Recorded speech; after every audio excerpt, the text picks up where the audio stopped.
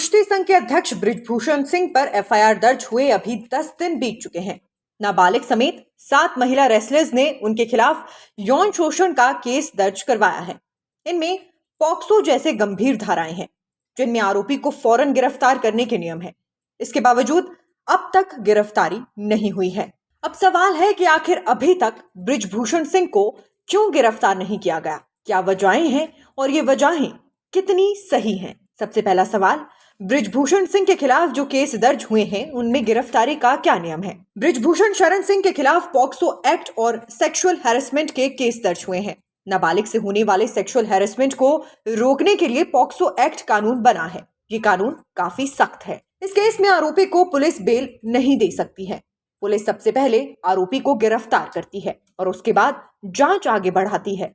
UP के पूर्व DGP Vikram Singh के मुताबिक पुलिस गिरफ्तारी से पहले आरोप की सत्यता की जांच कर सकती है। प्राइमरी जांच में पुलिस को आरोप सही लगता है तो आरोपी को गिरफ्तार होने से कोई नहीं रोक सकता। वहीं सुप्रीम कोर्ट के एक वकील का कहना है कि पॉक्सो कानून में केस दर्ज होने के बाद अपराधों की जांच और उनके ट्रायल के लिए विशेष व्यवस्था बनी है। ऐसे मामलों में गिरफ्तारी के बाद जमानत मिलने में भी मुश्किल होती है। एफआईआर और गिरफ्तारी के लिए सीआरपीसी में कानूनी व्यवस्था बनाई गई है। केस दर्ज करने के लिए सुप्रीम कोर्ट ने 2014 में अरनेश कुमार और बिहार सरकार के खिलाफ में गाइडलाइंस बनाई थी, लेकिन बृजभूषण शरण सिंह के मामले में उनका पालन नहीं हुआ।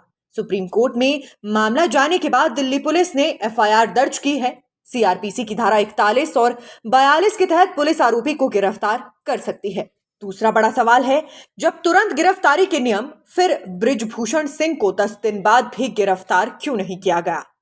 सुप्रीम कोर्ट ने सत्येंद्र कुमार अंतिल बनाम केंद्रीय जांच ब्यूरो के मामले में कहा है कि संज्ञेय अपराध में भी गिरफ्तारी अनिवार्य नहीं है जब तक ऐसा केस के जांच अधिकारी को ना लगता हो।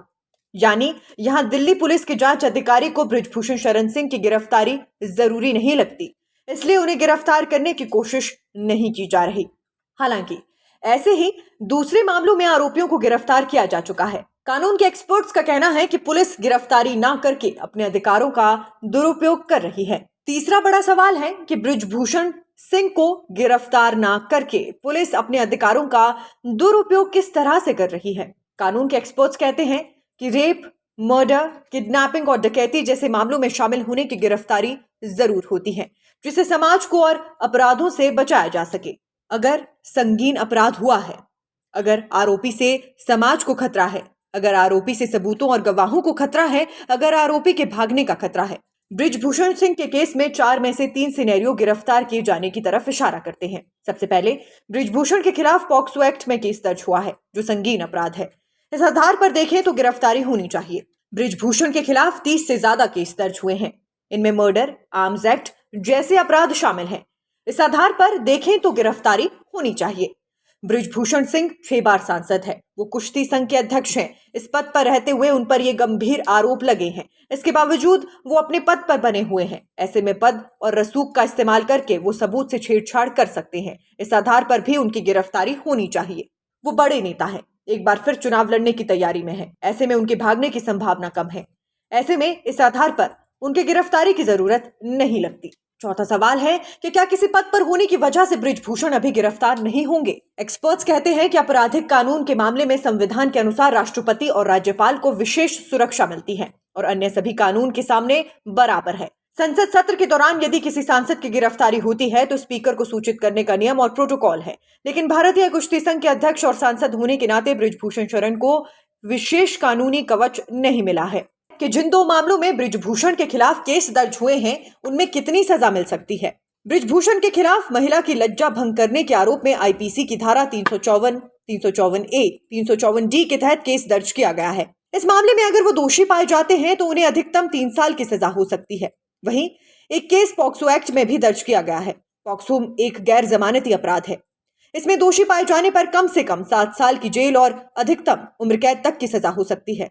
5वां सवाल है, क्या इस तरह के मामले में पद या सांसदी पर भी कोई असर पड़ सकता है।